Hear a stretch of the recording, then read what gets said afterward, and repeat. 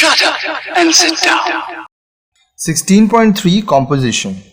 The municipal bodies are constituted of persons chosen by direct election from the territorial constituencies in the municipal area.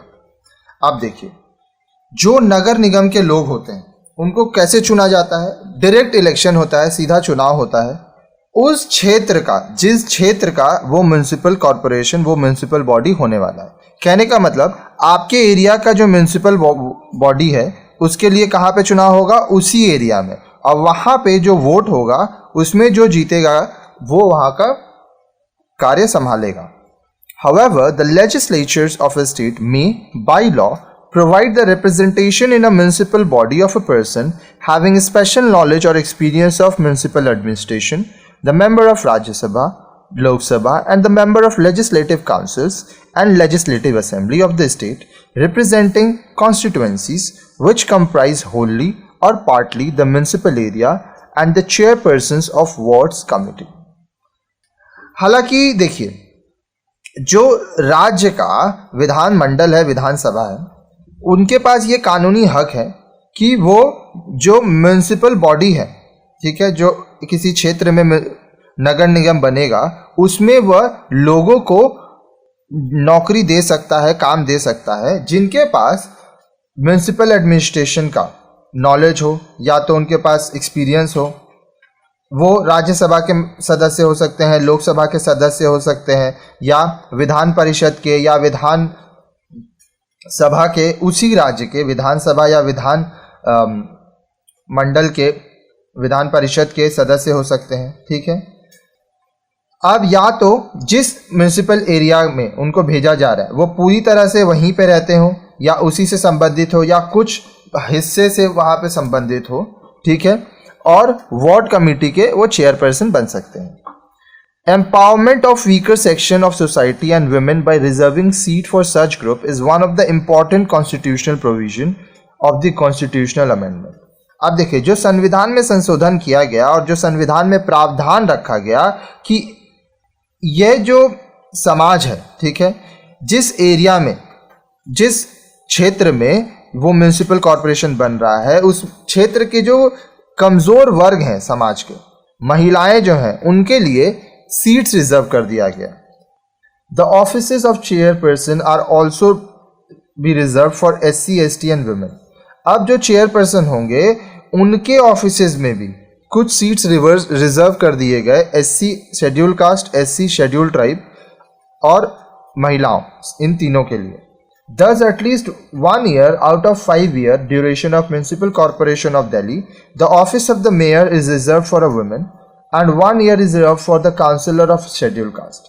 तो इससे क्या होता है, एक साल के लिए कम से कम, जो 5 साल का कार्यकाल है दिल्ली का जो म्युनिसिपल कॉरपोरेशन है, उसमें 1 साल जो मेयर का ऑफिस है वो किसके लिए है?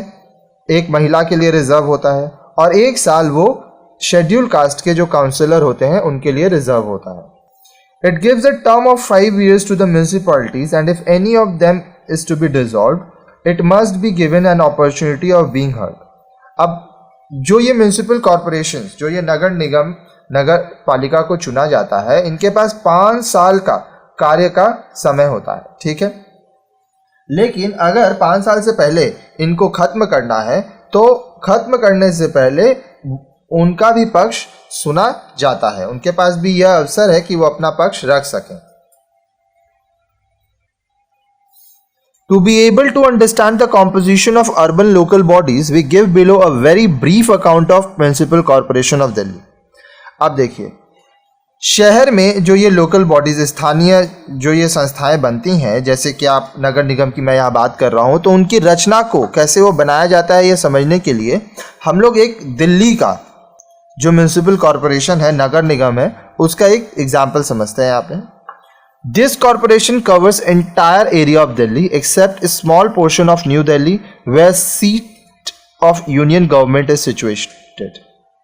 अब दिल्ली में जो म्युनिसिपल कॉरपोरेशन है, जो नगर निगम है, वो पूरे दिल्ली के लिए है, सिर्फ जो न्यू दिल्ली है उसके कुछ जगह को छोड़ के, ठीक है, जहां पर केंद्र सरकार का जगह है।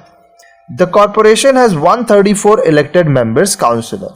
अब ये जो कॉरपोरेशन है, जो म्यूनिसिपल कॉरपोरेशन नगर निगम है, उसमें 134 चुने हुए काउंसलर्स हैं.